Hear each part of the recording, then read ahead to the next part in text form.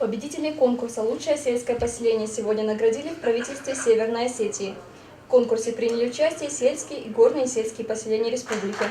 Оценивалась работа культурных учреждений, развитие массового спорта, занятость молодежи и чистота села. Как отметил премьер-министр Сергей Такоев, там, где люди с душой относятся к своему делу, всегда удается навести порядок. 30 июня глава республики подписал указ, где обозначил лучшее сельское поселение, как горное, так и равнинное. Поэтому хороший конкурс, хорошее мероприятие. В категории «Лучшее сельское поселение» победителем стал Дурдур.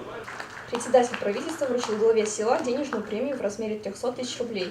Красногор на конкурсе представлен впервые. Тем не менее, благодаря активной деятельности его жителей и помощи спонсоров ему было присвоено второе место.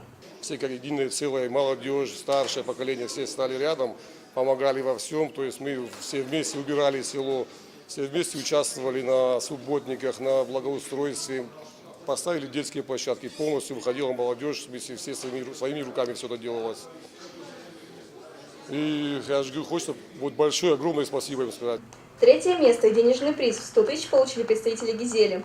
Поселки Унальское, Гуларское и Даргавское были отмечены в номинации «Лучшее горное сельское поселение».